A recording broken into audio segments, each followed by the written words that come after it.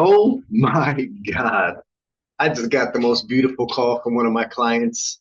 He told me that him and his wife are pregnant.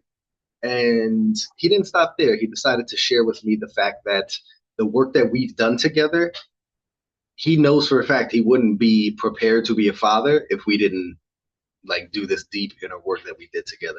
And I don't know if you can see the tears still in my eyes, but I was crying my eyes out. I was just so grateful and so happy for him.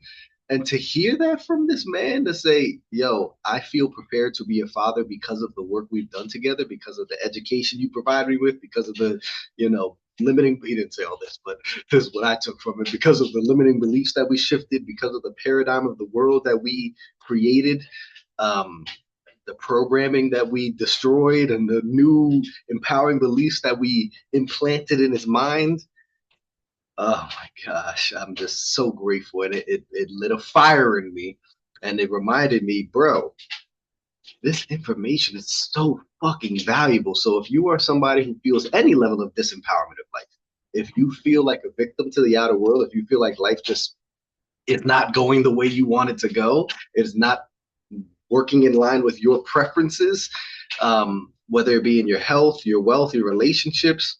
Like, I have clients who have transformed their lives in all those areas. People who have lost 30, 40 pounds. I think about my guy Warren, who like started his fitness. Warren and his wife Tierney started their own like fitness journey, and they for over a year now they've been consistent in the gym, which is amazing. Um, I think about my guy Nate, who well, he was going to start some lawn care business, and then he just completely shifted from our conversations. I'm like, why are you doing this business if you are passionate about, working on motorcycles? And my man is like, oh, you're right. So he goes out and starts his own, mechanic business. Spends 6 months getting his mechanic license down in Florida, and he's going after his biggest goals and dreams. Same with my man Terrence. At first, Terrence was just gonna do the engineer thing, but he really wanted to be a beat producer. The work we did together, shifting some limiting beliefs, some fears. Now he was like, all right, fuck, investing all this money in my 401k. I'm going to stop doing that. I'm going to stop putting all these resources towards some asset that I can't touch until I'm 60 years old. I'm going to go after my biggest goals and dreams. He started working only 4 days instead of five so he could take, or no, I think he was working only like 3 or 4 days in his engineer job. So the rest of the time he could just work on his beat production business, moved out to New York, met a bunch of dope ass artists. My man is doing it. He's doing it. He's building his dream business. And then relationships. So it was Brandon, my man Brandon Fortson, who ended up starting an intimate relationship during our work together. And same with Terrence too. Terrence, that dude, he started a men's group in his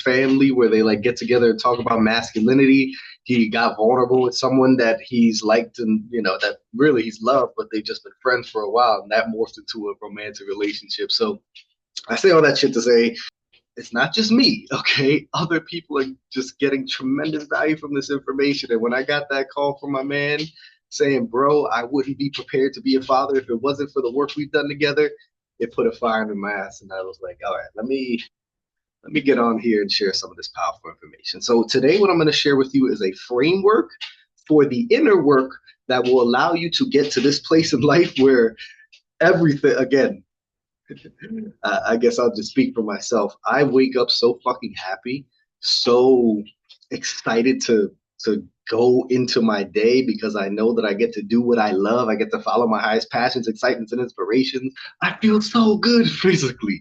My woman, I've kept this amazing woman in my life for 14, well, almost 14, 13. I keep wanting to push it to the next year, similar to my cho boy, my dog. This man, and this is another, I think we've kept the energy so positive and so loving and so healing in this space that this man is about to be 18 years old. He's 17 years old, but as soon as he turns one age, I say he's about to be the next age. I'm just manifesting him living another year. So when he was 16, he was about to be 17. 16 in one day, he's going to be 17 soon, right? And my man is about 5 months away from being 18 years old. 18 years old. He's gonna break the record for longevity. My man still runs every day, great appetite.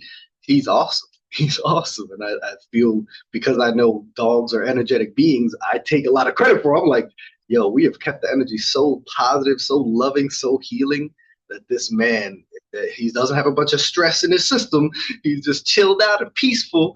And that's why my man is staying healthy, right? So if you want to experience these types of results in your life where you look in the mirror and you love what you see, you have, I mean, my girl is fucking sexy. Like, I have to give myself props for keeping this amazing woman in my life for 13 years. That is the biggest accomplishment. Like, anybody ask me, what's your greatest accomplishment? Evolving and doing the inner work necessary to grow in the areas that I needed to grow, to release addiction to marijuana, release addiction, transcend pornography addiction, um, transcend this, getting my self worth from the external validation and how much money I have, and remembering who the fuck I am and getting my self worth from within. That is my greatest accomplishment. Growing to the level that I was able to keep this fucking queen, this angel on earth in my life for 13 years now. We're about to get married, bro. I'm about to marry my dream girl. If you want these types of results, where you get to marry your dream girl and have just beautiful, harmonious, loving relationship, and you want to be in the best shape of your life, and you want to, build the physique of your dreams and feel great in this physical vessel and love what you see in the mirror, and you want to make great money and experience true financial success, and you want to see a clear path to financial freedom, like, I make great money doing what I love to do. I get paid to speak, y'all. People pay me to do what I love to do. Can Not a lot of people can say that. Not a lot of people can say I have a clear path to making millions and financial. I see it. I know that my financial freedom is inevitable. How many people can say not only do I love what I do, I get paid very well to do it, and I see a clear path to financial freedom. I know my financial freedom is inevitable. How many of you can say that? But if you want these results, listen up. Please, this is going to change your life if you really allow yourself to not just buy into this idea that knowledge is power, but if you allow yourself to take in the knowledge and then go use it. Okay. Don't believe a word I say. Try these things on for size, see if it works for you. Actually go out and do the things. Okay. But the first thing that really changed my life, and really what I'm going to be sharing with you, is my acronym for the inner work required. And the acronym that I can't even say I created it, it was very much downloaded into me. I went to God, I went to Source, and I was like, listen, the Miracle Morning changed the game for me. Hal Elrod created this acronym called the SAVERS. And that SAVERS acronym changed the whole game for me. Lord, please help me develop an acronym where I can, help people, like I can break down all these concepts that I've learned in a way that people can bring it up, similar to how I bring up the Savers framework, right? And how much that helped me. Savers, S is for silence, A is for affirmations, V is for visualizations, E is for exercise, R is for reading, S is for scribing. I read the Miracle Morning. Let me see. I think I have it here. Yep. Check it out. I read the Miracle Morning, actually took action with it, and it changed my whole life. It transformed my whole life. So I said, how can I break down some of the concepts I've learned in a way that makes it easier for people to understand? Sorry, my Cho boy. That's the thing about Cho boy. He's an old man now, and he can't really hold his pee as long as he used to. So we'll see how long I have before my man is really bothering me to go outside. So let's go here. C is for. Do I want to do it up? Yeah, let's do it like this. C is for consciousness. Okay. Now, it was a man named T. Harv Eker. T. Harv Eker. He is the author of, bringing out all the books today. Secrets of the Millionaire Mind. Okay, definitely want to check that out. But I think it was on Audible, and on Audible it was like T. Harv Eker's masterclass on Audible, and it was hours long. And he said something very profound. He said, "You have two selves. You have an ego self and a true self. Okay. The ego is the separation from God. The true self is the oneness with God. He didn't put it like that, but that's how I took it. Okay. What he said was most of us are like a fish in water. And the fish doesn't actually know it's in water until it pops out of the water and it can't breathe. Okay, once it's out of the water, right now it knows, oh shit, that water is life. Okay, I was in water, but before it pops out of the water, that's all it knows. The water is just, it's that's its whole reality. Okay, this us, it's like our ego, and when we pop out into the air, this is what we call pure consciousness. Pure consciousness. And T. Harv Eker said, your true self is not your ego mind, but it is pure consciousness. And that changed the whole game for me. So that put me on a path of reading books like The Power of Now, getting into the work of Eckhart Tolle, getting into books like Waking Up by Sam Harris, and even Sam Harris, who was um, very skeptical. Even he says things like, I experienced the disillusion of the ego, or I experienced the illusion of the self. He calls the self that we think we are, an illusion. Because he recognized once you drop behind the mind and you experience just pure consciousness, pure awareness, pure presence, you realize, oh my God, who I think I am is not who I am. I am more than a thought, because who I think I am is just a bundle of mental constructs and ideas, a personality. This is, we believe ourselves to be a personality, but when you recognize that your personality was just a construct, it was just, and most of the personality was created to protect you, because we have something called an imprint period where from 0 to 7 years old our minds are a sponge and we're getting programmed, and most of the programs are created from fear-based things and negative emotions that came up. So when these really highly charged, negatively charged, emotionally charged situations happen, they become embedded in the subconscious mind and we create beliefs. And these beliefs go on to run our lives. These beliefs become our personality. But like Dr. Joe Dispenza says, your personality creates your personal reality. Your personality creates your personal reality. If you want to change your personal reality, you got to be ready to change your personality, and recognizing that your personality is just a construct, is not who you are. Disidentify. I always use that construct. It's, you have your personality construct. It's a powerful word when you understand construct. It's been constructed. Okay, and then you have pure consciousness. This is not who you are. Pop out, meditate, okay? Meditate, pop out, and recognize who you really are, which is the awareness of the thoughts. And I think it was, gotta read Untethered Soul, y'all. Gotta read Untethered Soul. It was Mr. Michael Singer in Untethered Soul who said, there cannot be true freedom until you understand that you are not the voice of the mind, you are the one who hears it. You are not the voice of the mind. You are the one who hears it. This is like my main message. So every time I go speak to these high school kids, I tell them, I start off with, you are not your mind. You are not your mind. And then when I'm leaving, I'm like, you are not your mind. Remember, you are not your mind. Like, I just want to drill it in their heads. You are not your mind. Your mind, you have a mind, but you are not a mind. You have a body, you are not a body. You are a soul incarnated in the body with a mind. You have a mind, you have a body. You are a soul. You are pure consciousness. And that disidentifying from the ego is the first and most important step to be able to transform your life. Because if you are identified as a bundle of mental constructs, if you are identified as your personality, which has created your personal reality, you're stuck in that personal reality because your mind is not here to make you happy. Your mind is here to keep you alive. It is a survival mechanism.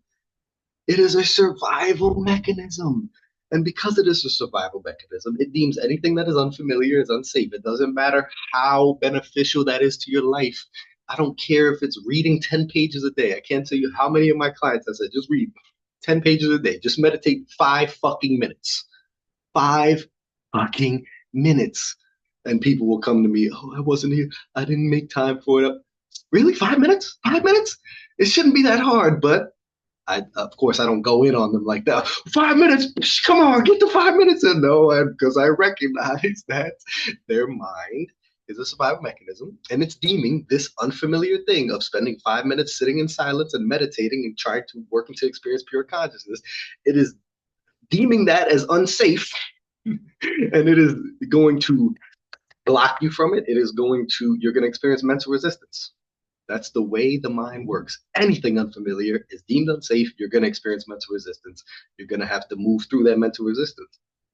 And the thing about resistance is that the thing that fucks you up the most is not resistance.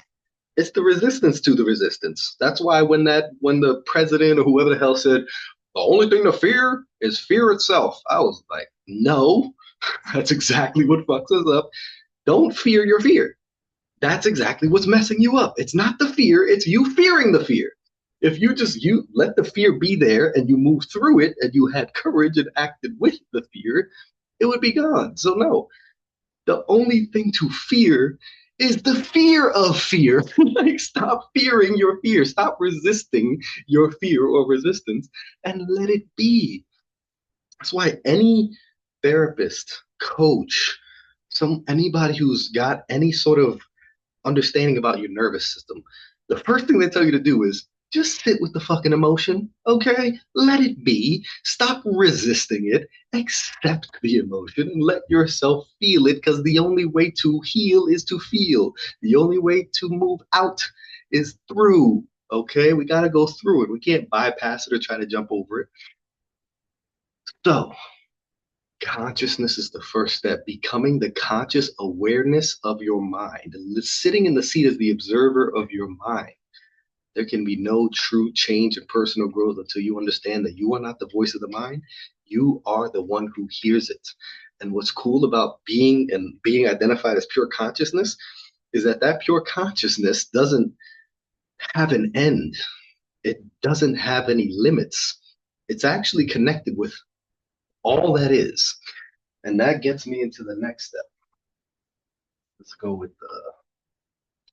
let's mix up the colors here. E is for energy. Okay, energy. You are made with atoms. Atoms are 99.9999999% energy or empty space. Here's how they like modeled the atom in college or in high school or whatever. They modeled it like this, something along these lines. It's like there's a nucleus, and then look, there's subatomic particles around, right? These are protons, electrons, and this is their model of the atom. That's bullshit. That's not how the actual atom works. There's no like actual particles. Those particles are just wave potentials. They're all just waves of energy. And if you go into quantum physics, you will see that particles can act as waves or as particles. They can be just pure potential as waves, and then they can be matter. And the only time that it actually collapses, that the wave will collapse into a particle and become a matter that you can actually see and measure, is when you're going to observe it. When a physicist wants to go observe it, the invisible field of energy and information, the wave potentials, collapses into a particle that you can then measure. So when you understand that you are made with atoms and that atoms are 99.9999999% empty space of pure energy, you understand that while I may look solid, I'm actually pure energy. My thoughts are energy. My words are energy, vibration. My actions are energy, vibration that's going out into the quantum field. The quantum field being the invisible field of energy and information that connects everyone and everything. And when you understand quantum entanglement, you will understand why you can think of someone and then they call you 5 seconds later. You can understand why these certain synchronicities occur because they do these studies. I think the Nobel Prize in physics was won for quantum entanglement type experiments back in 2022 or 2023. Two photons, they bond two photons together, particles of light, they bond them together. Then they will shoot them in opposite directions, separate them, creating miles, light years of space between them. They influence one of the photons to disappear, the other one disappears instantaneously. Now, Nassim Harriman says that it's not actually instantaneous, it's just faster than the speed of light. So it seems instantaneous to us, but there is a time. But how can they communicate almost instantaneously when they're separated from by light years of space? It's because they're quantum entangled. It's because of something called non-locality. Non-locality in quantum physics essentially means that again, there's an energy field, invisible energy and information, and we're all connected through that invisible field. So again, this is where that phenomenon comes, where it's like you can think of someone, they call you, right? These are where these types of synchronicities can occur. One of my favorite experiments is when they put a robot inside of a enclosed cage, and the robot's moving around using a random number generator. Okay, but then they had a baby chick imprint on the robot. The baby chick hatched out of its egg. The robot was right next to it. It was the first thing it saw. So it thought the robot was his mommy. So it imprinted on it. Okay, so now the little chick is over here and it imprinted on it. So now it actually stayed on one side of the cage. If they put the chick out right outside the cage, the chick has a high intention to keep that robot close to it. And because of the chick's high intention to keep the robot close to it, even though the robot was on this random number generator, it stayed on one half of the enclosure that was closer to the chick. If a baby chick's thoughts and intentions are that powerful, how powerful do you think your thoughts and intentions are? Okay, another study that I love. Lessons from Water. Who was it? What was his name? Marimoto? Matsumoto? Don't quote me. I can't remember. But the water. It was frozen water, and he was taking high speed pictures of the frozen water as people spoke into it. People would speak negative to the water, and when they said "fuck you, you're ugly," the negative to the water, it created ugly asymmetrical crystals inside of the water. When they spoke positively to the water, it created snowflake-like beautiful crystals. Okay, there's beautiful crystals in this water from them saying, "I love you, thank you, you're beautiful." It's the same thing with plants. You can speak highly of these plants, and a plant that you love on will grow faster than a plant that you don't. What is this showing? Thoughts, emotions, intentions that's going out and affecting physical reality. Thoughts are energy, words are energy, actions are energy. When your thoughts, words, and actions are in alignment, what you want to create in your life is inevitable. It's inevitable. Okay. So, um, understanding that you are an energetic being and like having a deeper understanding than just law of attraction. You're like law of attraction is awesome, but I believe it has to, you don't have to, but it's very helpful to have a deeper level of understanding the science behind it so that your mind can comprehend it and it's not just this esoteric spiritual belief. It's not a belief anymore, it's a knowing. You're like, no, I've done the studies, I see the science. This I'm not, this isn't some religious or spiritual just belief where, I have no evidence to back this. No, I have actual scientific evidence to back up the fact that I am one with God and that I am an energetic being and that my thoughts, words, and actions are all energy and that they're attracting thoughts, words, and or other thoughts, of course, circumstances and situations that are a vibrational match. Okay, that my frequency, my vibration, which is all based off of my thoughts and my beliefs and my emotions, is attracting events, circumstances, situations that are a vibrational match to me. Okay. I want you to understand this from a scientific, logical level so you can get your ego, your mind on board with it. And it's not just a belief, but it becomes a true knowing, a knowing in your bones. because you don't have to believe in your mom. You just know your mom. You only have to believe in something that you're not 100% sure of. Okay. We need belief to turn into a conviction, into an absolute knowing. Jesus absolutely knew that the power that creates worlds lied inside of him. And because of his conviction, he was able to heal people. And because of their conviction, because they believed that he would be able to do it and he knew he would be able to do it, they would be healed. Okay, you got the same power. You just don't know it. You might believe it, but you don't know it. Not yet. Okay, next is neurology. Okay, neurology is important, which is essentially just saying your mind and your body are one super system. There's no separation. There's a man named Rene Descartes. And Rene Descartes' philosophy probably brought us back hundreds of years, okay? Because Rene Descartes said, um, he said a couple things. I think, therefore, I am. I think, therefore, I am. Descartes said this.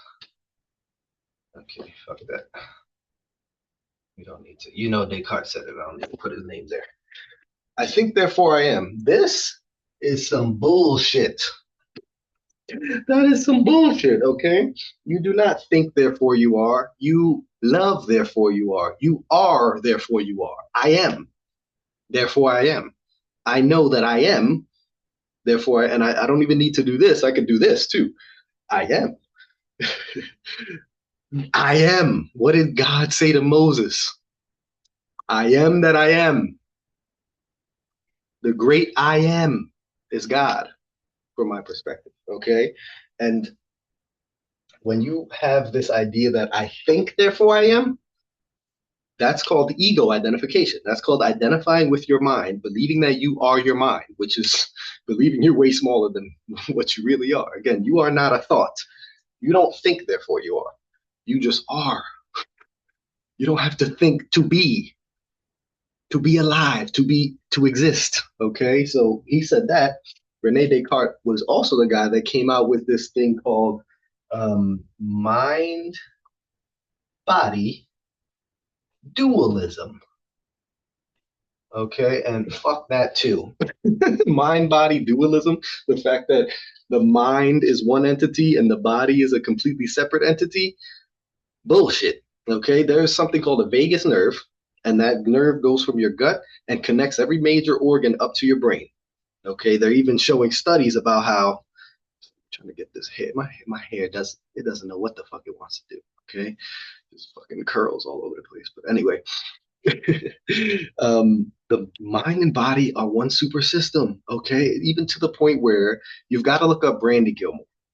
Brandy Gilmore is an empath on steroids, and she's done it to me. She's tapped into my energy field and noticed, oh, I'm feeling like you believe subconsciously that your mom won't like you when you're rich. I was like, what? No. What? And then I started doing some inner work. I started bringing that up in my meditations. I started doing that inner child work and looking back. Oh shit, she's right. Mom was talking shit about all these rich people, and the only person that actually had money in our family, she was always talking shit about them, condemning them for whatever the fuck. I developed a subconscious belief. Mom don't like rich people. You get rich, mom ain't gonna like you, right? She was able to notice that by tapping into my energy field, feeling what I was feeling subconsciously, and then mirroring that back to me. But she doesn't just do that.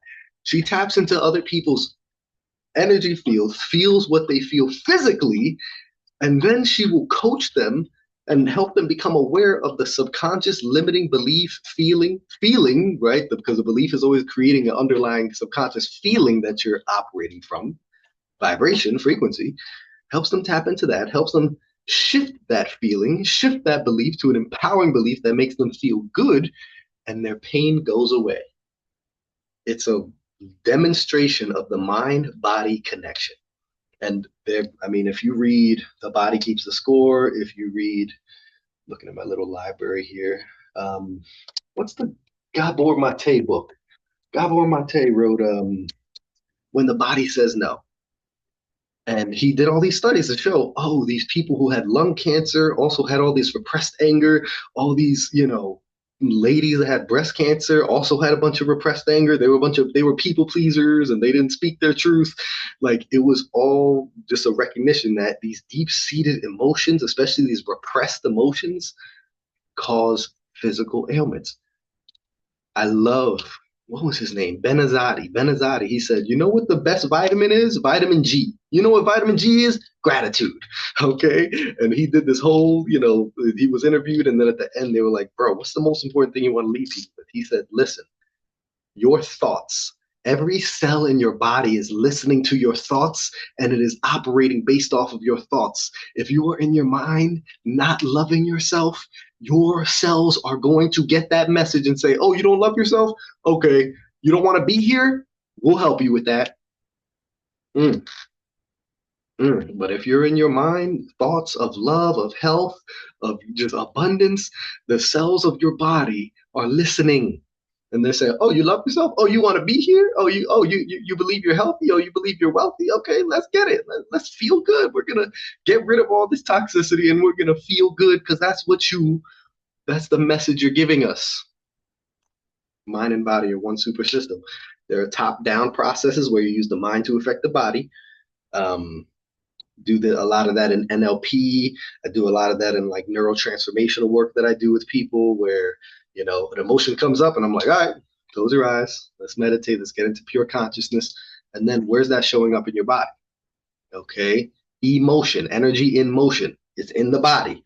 Where is it showing up in the body? Okay. And then you can get deep into the chakra system and you can see, where you store these emotions in the body. Um, Breath work changed the game for me. Okay, because breath work gets you out of this limited ego mind for 40 minutes. You do that for 40 minutes, you're going to get out of the ego. You're going to get into the body. The body's going to take over with its intelligence, and you're going to just release a bunch of blocked energies, repressed emotions, and you're going to feel so much lighter and amazing. I mean, you might get some clamped up hands and shit. And you'll be like, what the fuck is going on? It's okay. That's part of the process. All right. Maybe you're energetically holding on to something and you're not letting go, right? There's, physical things that happen when you are blowing off a bunch of CO2. But, you could also look at it from the spiritual perspective, like, what am I holding on to, right? What am I clinging to and not letting go? High intention, low attachment to the results. What am I still attached to? Neurology. We got to expand. We got to understand this mind body connection, this mind body oneness, this one super system. Top down processes, okay? And then bottom up processes, kind of like breath work is a bottom up process. Yoga is a bottom up process. You using your body to affect the mind, okay? So powerful. T is for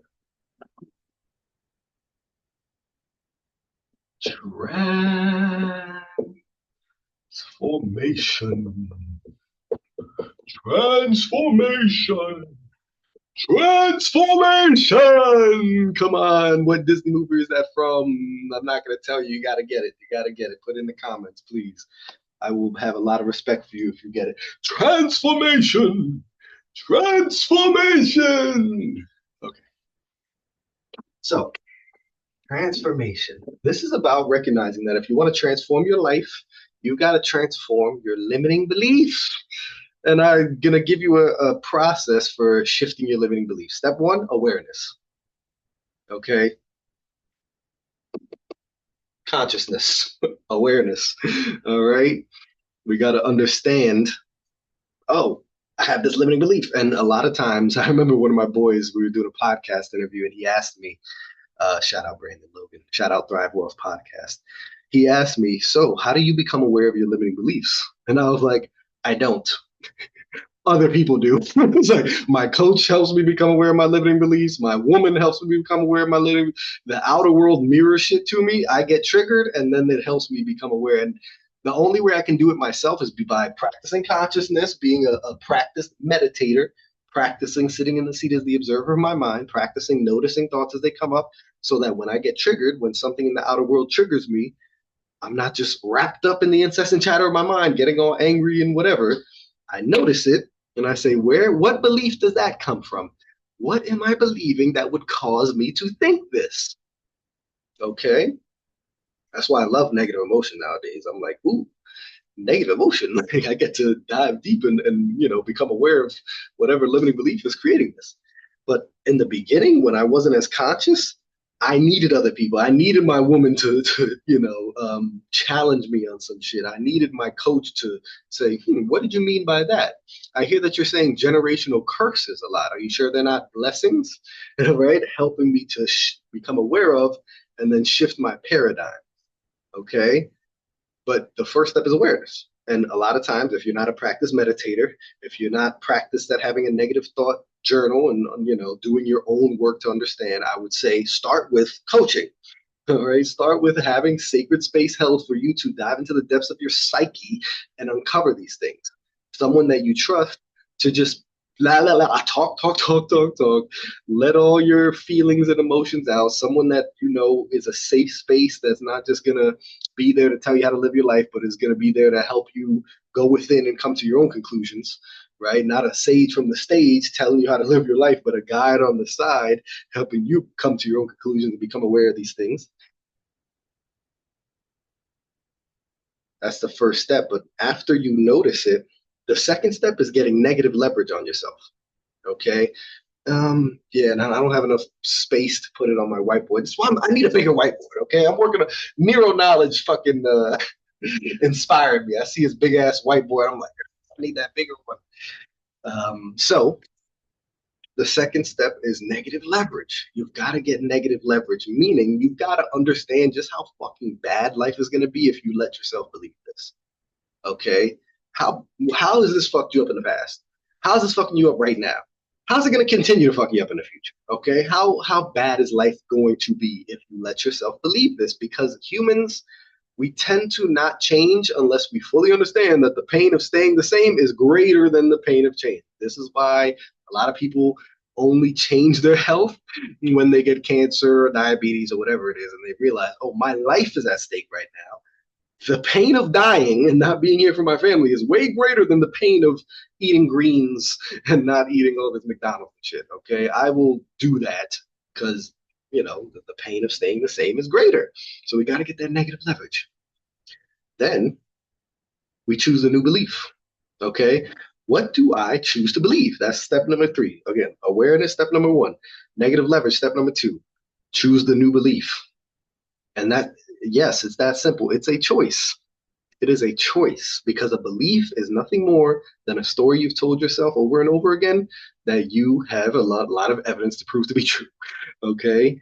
Now we are going to tell ourselves a new story and then we're going to gather evidence to prove that to be true. But that's toward the end. First, choose the new belief. Okay. I believe that was a bad public speaker. I choose to believe I'm a powerful public speaker. I'm a great public speaker, right? Next, positive leverage. You got the negative. Now let's go to the positive. You're running away, right? Running away from negative shit is a really good motivator to get you started running, but you also need something to run towards instead of always focusing on what you're running away from, because what you focus on expands. So let's not only focus on the negative, let's make sure we're focused on the positive and how amazing life is going to be when we install this new belief. So you became aware of it. You got the negative leverage. You chose the new belief. Now, how good is life going to be? Get that positive leverage on yourself. Write out all the amazing things you get to experience in this life when you are this person who believes this. The next step, gather some past evidence because your brain has something called the reticular activating system. And the reticular activating system is the filter of the brain. And it filters out what you believe to be true. This is why when people say, I'll believe it when I see it, I'm like, that is the most dangerous thing you could ever say. That is such a dangerous mindset to have because no, you won't see it. You won't believe it when you see it.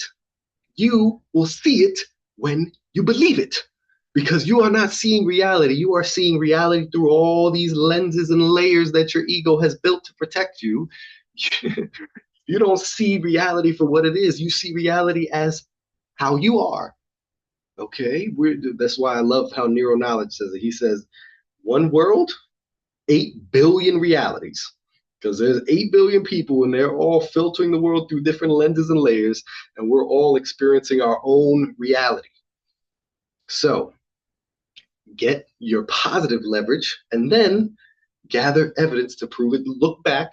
Now that you're looking through the correct lens, you had the negative lens on, you took those off. Now you're looking through the positive lens, through the lens of your new chosen belief.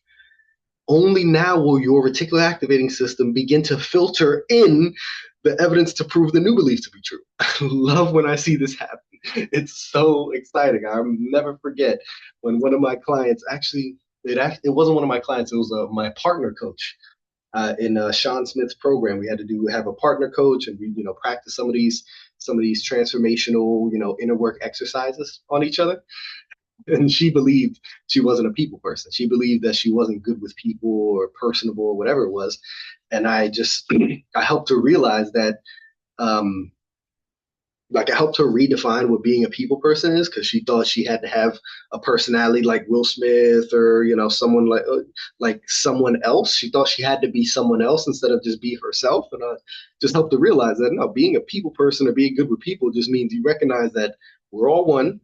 The person you're speaking to is just God with a mask on. It's just another version of you. Okay. And when you understand that they are one with you, and you can get out of the ego and just be fully present with another human being, you're going to be blessed with the perfect next thing to say to keep the conversation moving, because you're fully present. You're not in your head like, what is this person going to think of me? What's the perfect next thing to say? I want to sound smart. I want to seem cool. You're just being your own authentic self, fully present with another human being. That's how you are a personable person, okay? Not by trying to be like Will Smith or Johnny Depp or somebody else, like just being you. So I helped her recognize that. And then when she understood that she started, and I didn't even have to ask, she just started coming. Oh, I remember this one time I gave this speech and everybody loved it, and I had all these great conversations. Oh, I remember this other time where I went to this networking event, and all this evidence started coming up when she removed the dirty lenses of I'm not good with people and she put on the no, I'm actually really good with people. Then all this evidence and examples of when she was really good with people came up, and she could now write that down and say, oh yeah, I already have evidence to prove this. This isn't just some random thing. I have evidence to prove that this is true, and I was only focused on the negative evidence because I was in the negative belief. Oh, I love watching that play out in real time. It's so beautiful. Then, after you've gotten some old evidence, what we're going to do is we're going to affirm it to yourself ferociously, because the more you say something to yourself, the more you start to believe it. And affirmations get a very bad rap because people don't attach emotional charge to it. They don't understand that. They don't understand that thought without emotion is not anywhere near as creative as emotionally charged thoughts. This is why you don't just sit there and recite some, I am a great public speaker. I am good with people. Like people get disillusioned with affirmations because they're just reading shit that they don't believe. And it actually creates more of a gap between where they are and where they want to be. You've got to embody the energy. You've got to get in the energy. You've got to stand up. You got to use your whole body. Abundance is my birthright, and I am a magnet for more good than I can even imagine. God's wealth flows to me in avalanches of abundance with effortless ease because I am one with Source. Right? When you get into it, get your whole body involved. Get do the power poses, right? Recognize mind and body are one. This is a bottom up process. You get into a power pose, okay, you do like this. This is why I have joy alarms on my phone, and every time it goes off I have to throw my hands in the air, smile like a fool, and that's it. Just experience joy. Just yes, yes. Ooh, yes. Oh, thank you, Lord. Woo. Yes. Why? Because similar to the high five, okay, they even wrote a book about it. Mel Robbins wrote a book called The High Five Habit, where she gets up every morning and she high fives herself in the mirror, and she says that does such good things to your brain, because the high five is subconsciously linked with nothing but good. Even if you just struck out and you feel bad, somebody gives you a high five. What are they saying? Hey, you got it. You're gonna be good. It's all good. We love no shame here. Feel good about yourself. That's what the high five is. Feel good about yourself. Okay, that's exactly what's wired up in there. Same with throwing your hands in the air. Only time you're doing this is when you're having a blast on a roller coaster, or you just won a race, or your team just won. Yeah, there's so much good linked up with this. And that's why they even do studies where, again, the power pose or the smile, if you force yourself to smile, you'll start, releasing endorphins or dopamine or whatever the fuck it is, and you'll feel better. Okay, this is another bottom up process. So that's why I have these joy alarms on my phone. Randomly, I gotta just jump into ecstatic joy randomly for no reason other than it's what I choose. Okay, so we got the awareness, we got the negative leverage, we chose the new belief, we got the positive leverage, we gathered evidence from the past, we begin to affirm it to ourselves ferociously every day, and then you take action to gather new evidence because that's going to be the most powerful thing. The most powerful thing that's going to embed this in your mind is more evidence to prove that it's true. The reason I can sit here and rap for whatever with no notes and just be, talking for an hour or whatever, 2 hours. I did like my first business launch event. I rapped for like 6 hours, okay? And it was because I believed I had a bunch of evidence to prove I'm a great public speaker. I can break down complicated concepts in a way that's easy for people to understand.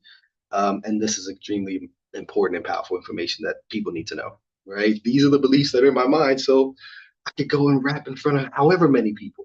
I got people like Brittany Noel with, 500,000 followers.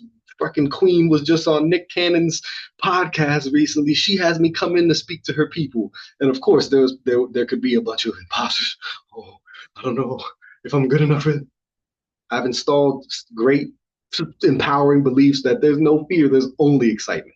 And another belief that I've installed is fear is nothing but excitement energy being filtered through limited thought processes in the brain. So if I'm feeling emotions, energy in motion in my body that could be construed as fear, like a pit in my stomach or I got the shakes, I don't label it as fear. I'm like, I'm just excited. I'm not scared. I'm not scared. I'm excited. Okay. Very empowering belief to hold that emotions and feelings are two different things. Emotion is the actual energy and motion in your body. Feelings are how you label the emotion in your mind. So instead of labeling it as a negative, I always choose to label it as positive. And you could call it self gaslighting. Sure. Or you could call it recognizing and utilizing the power you have to create your reality by shifting your perspective.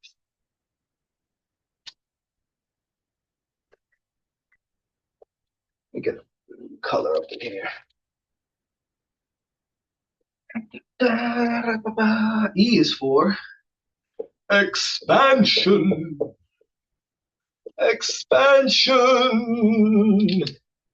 Now, it used to be execution because I was like, all right, we got all this great knowledge and stuff. Now you got to execute. Okay, you got to do. You can't just leave it as intellectual knowledge. You got to turn it into embodied wisdom by using it. So execution was all about, developing habits. I dove deep into atomic habits and how to begin installing new habits in, recognizing that, it takes 30 to 60 days to develop a habit, that it's all about becoming the person, right? And creating this new identity. And I still talk a lot about that because it's really important. I still have on my board right here, it says people do not decide their future, they decide their habits, and their habits decide their futures. 100% agree. We've got to be able to create these new habits. But I don't really care about you installing these habits or doing things unless what you're doing is expanding who you are being. If the doing that you're doing is not expansive, if it's not working towards the evolution of your soul, what's the point of it? Okay. Expansion is where I go dive deep into Hawkins' scale of consciousness. And we recognize that the shame and the guilt are the lowest vibrational, emotions. The highest vibrational emotions are love, peace, joy, enlightenment, right? Bliss. And it's about working our way up that level, the scales of consciousness. So expansion is all about recognizing that, similar to how Bashar puts it, Bashar plus the Lions, the Lions, Aaron Lyons and David Lyon. I think it's Aaron Lyon and David Lyons. One of them has an S at the end, I think. But the Lions, man, David Lyon and Aaron Lyon or Lions. Oh my gosh. Mixed with Bashar, those three helped me realize, oh my gosh, following your highest passions, excitements, and inspirations is a formula for life that is all the ingredients are in there. And that's how Bashar puts it. He's like, this is a full package. Okay. Everything you need. If inspiration, inspiration comes directly from spirit. Okay. If God didn't want you to go after that biggest goal and dream, the grandest vision you ever had for yourself, he wouldn't, she wouldn't, it wouldn't put those in your being. It wouldn't put it on your heart. It wouldn't make you so excited when you think about those things. Okay?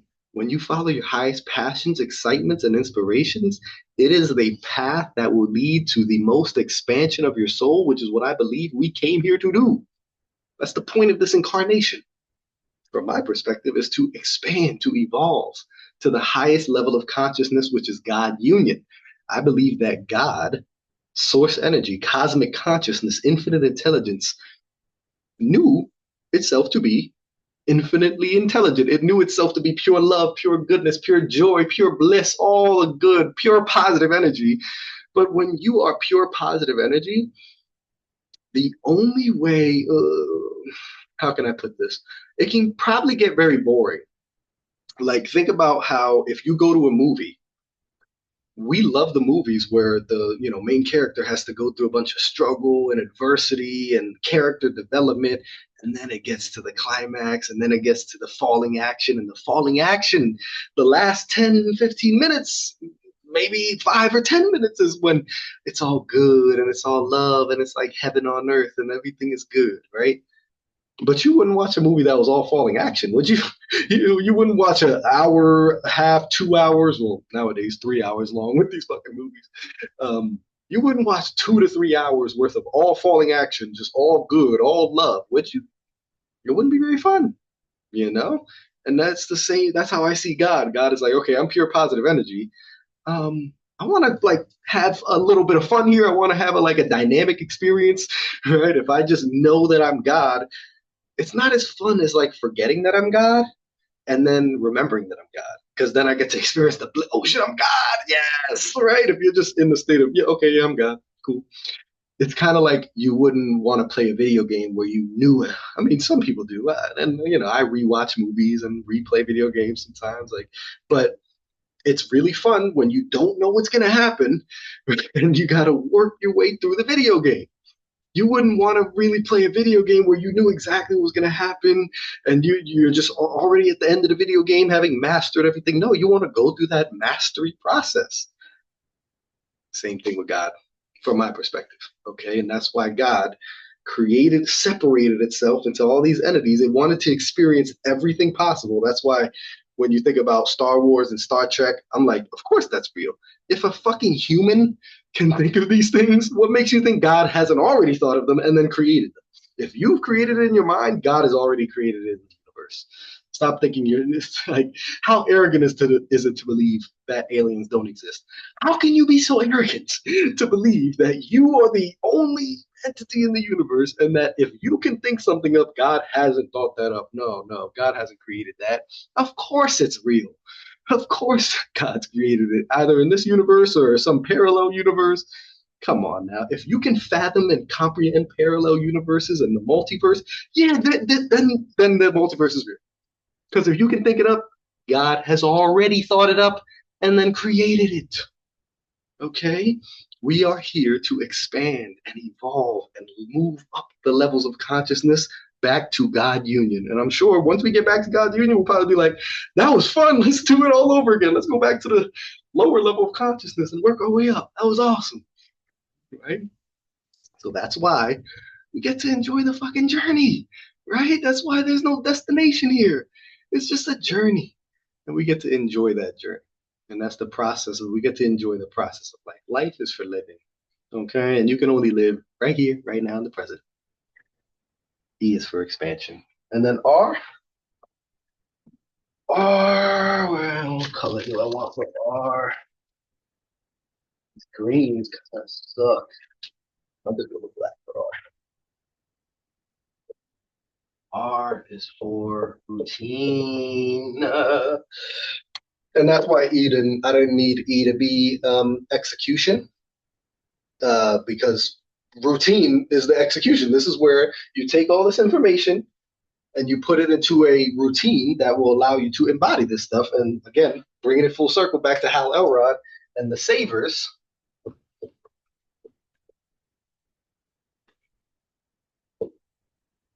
The Savers. Okay, and I'll just write them out for you. You got silence, you got affirmations, you got visualizations, you got exercise,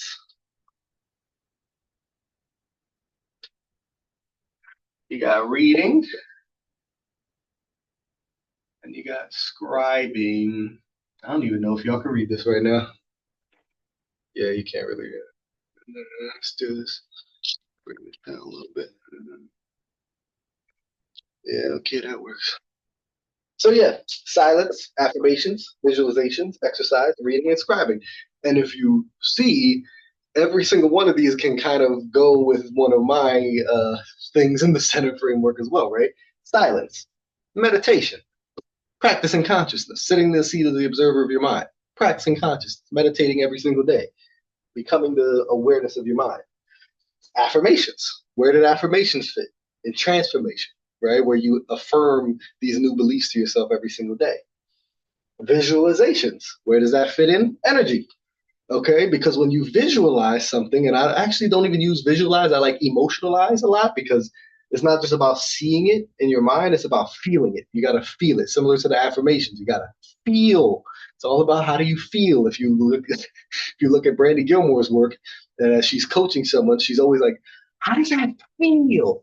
Yeah, but no, no, but how does it feel? Like really feel it. She cracks me up. She's awesome. But that's it. Your energy is based off of your vibration, which is based off of your beliefs and your identities and your feelings, because your beliefs and your identities create your feelings.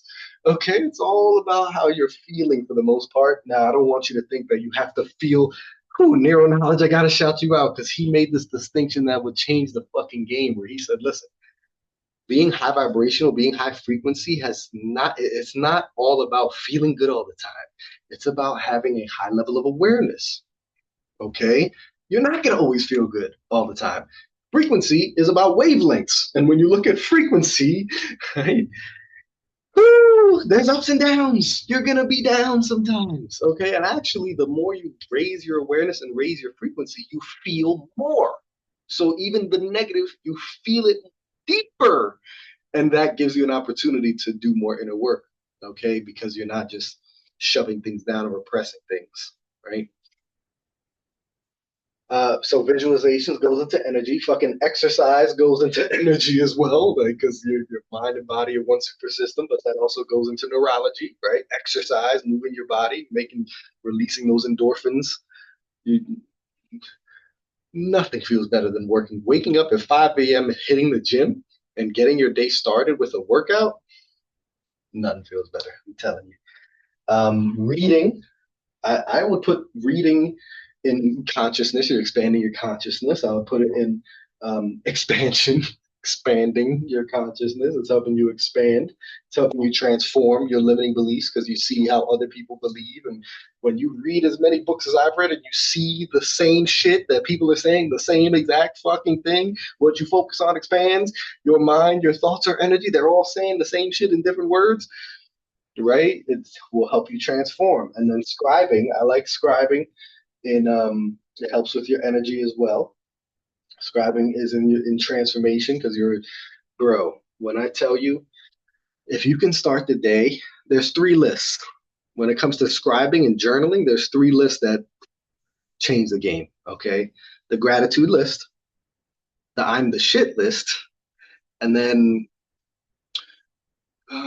I guess you could call it like a future vision or like a gratitude in advance, right? So these are the three lists that I'll write down. I even have one right here, and I'll encourage you to do it. Do it similar to this, okay?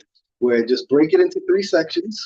The top says, I'm living my dream life, right? Right now in this moment, I'm living my dream life. And you start writing down why you're living your dream life. Oh my God, I love my body. My body feels so good. I get to live with my gorgeous queen. I get to drive the car of my dreams. I get whatever. You might not be at that level, but whatever it is, just write down all the good things that are occurring in your life. Gratitude will change your life. Intentional gratitude changed the whole game for me, okay? Because I used to wake up every day focused on what I didn't have and the lack of, and I'm not doing this, I'm not doing that, and it was completely disempowering. It completely removed all of my creativity and resourcefulness to be able to take action, okay? And it would just be a vicious cycle, a shame cycle. I'm ashamed of not taking action yesterday, so I'm not going to take action today because I'm in this debilitating shame, and it just keeps going and going and going. Okay, so you break the cycle with these three lists. The I'm the shit list is the next one after gratitude and just listing out what all the good things of life. Again, what you focus on expands. If you focus on all the good in your life, more good will come.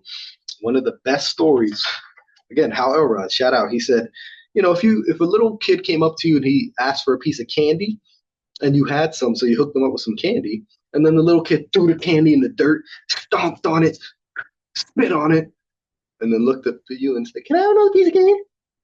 Would you give him another piece of candy? No, right? Fuck no. He didn't appreciate the first piece of candy. Why would I give him another piece? That is exactly how the universe feels when we spend all our, and again, this is like moralizing the universe a little bit. I like how neuroanalysis says, stop moralizing the universe. It's an impersonal energy, just like gravity.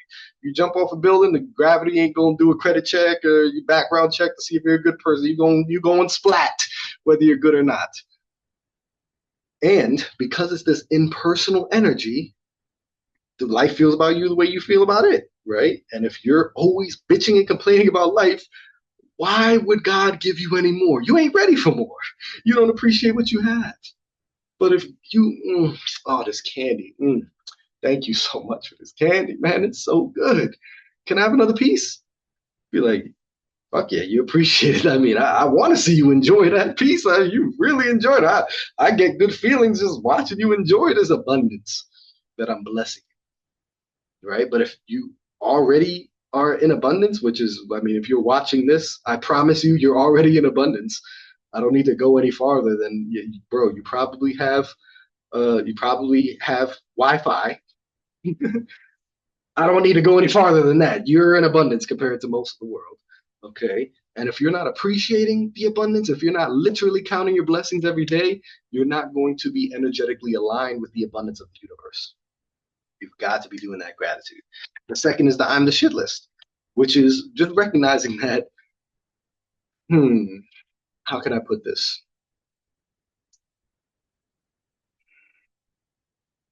God, the universe is going to treat you how you treat yourself. Okay. So you will only accept into your life what you believe you deserve. You will only allow yourself to experience in your life what you believe you deserve. So we've got to develop that self worth. And when self worth comes from accomplishments, achievements, outside validation, that is fleeting and that game never ends. You'll always need more outside validation to feel good about yourself. You'll always need more, better, new, more, better, new. This is why there are 100 millionaires looking at 200 millionaires or billionaires feeling completely inadequate, feeling like they don't have enough, feeling that they're in lack. They're still in lack. They got $100 million, but they're still in lack in their mind because they get their self-worth from money and from outside validation, which means they're a slave to money. They're not experiencing personal freedom. And financial freedom without personal freedom is nothing. Nothing. I'm the shit list. Write down all the reasons you love yourself, why you're dope, the growth that you've experienced, the things you've overcome, how far you've come. Focus on how far you've come instead of how far you have to go. This is called living in the gain instead of living in the gap. Most of us live in the gap between where we are now, where we want to be, this arbitrary future that where we think, oh, this is when I get to be happy, and we're future casting our happiness, and we're saying, I'll be happy when, I'll be happy when, I'll be happy when. You've got to be it before you can see it. You, you cannot experience something in your reality that you are not experiencing vibrationally inside of you. Okay? So, doing this I'm the shit list and writing down all the reasons you're fucking dope and reminding yourself that you are dope just as you are. Not when you get XYZ, not when you get the money, not when you get the car, not when you get the house, not when you get the sexy girl. Right now, you are fucking dope. You got to remind yourself of that. You got to start identifying as someone who loves themselves. And then the last one is be grateful in advance, because you cannot have what you want. And this comes directly out of conversations with God. You cannot have anything you want. You cannot have anything what you want. You can't have what you want, but you can experience what you have. Another way to say this: God cannot do for you what it cannot do through you. There's another way to say this: the universe is a yes machine. It is only and always saying yes. So if you're in your mind saying, I want this, the universe is saying, yes, you do want that. But if you're in your energy, in your mind saying, I choose this, I am this, I have this, I'm so bought into my manifestation powers, I am so in absolute knowing and faith that the power that creates worlds lies inside of me, that God has blessed me with the same power to create what I choose to experience by allowing my thoughts, words, and actions to be in alignment, that I don't need to want it. I already have it. I'm so bought into my creative powers that I will act as if I already have it, because I do. And if I have the power to create it, then I already have it. It's already been created in the quantum field. It's already been created in my mind, and now I'm just moving towards it in the 3D, in physical reality. So I'm gonna, in my being, believe and know it's already done, and I'm moving as if it's done. That's why I'm where I am today, where people like Brittany Noel pay me to come speak to her people, and then her people lock in a slot on my schedule, and they're ready to pay me thousands of dollars to coach them. This is why I get paid to go into high schools and speak to kids and do shit that I love. This is why I get calls from clients saying, bro, I'm about to have a kid, and I wanted you to know this because I wouldn't feel as prepared as I do to be a father right now if it wasn't for the work we did. That I am in this place right now with the body of my dreams, the woman of my dreams, and building the business of my dreams because of this right here. Because I bought into my creative powers and I created it in my mind, and then I started acting as if it was already true. It's already done. That's who I am. And I'm not waiting until I have the testimonials and I have this type of business. I'm not waiting till I'm embodying the energy right now because I saw it all in my head. I saw it all. God downloaded the vision of me speaking to a massive crowd. And now here I am, a paid speaker, a paid coach, doing what I love to do. Okay, because of this information right here. So remember that framework: consciousness, energy, neurology, transformation, expansion, routine. Remember the routine framework, the Savers framework: silence, affirmations, visualizations, exercise, reading, scribing. Write these things down. And if you get nothing out of this, start your own miracle morning. Okay, start doing some of these practices. Try it out. Again, don't believe a word I say. Try it out for yourself. Love you. Thank you for your attention, but more so, thank you for your intention to take action with some of this stuff. I love you because you are me. I am you. We are one. And I'm excited for the next message.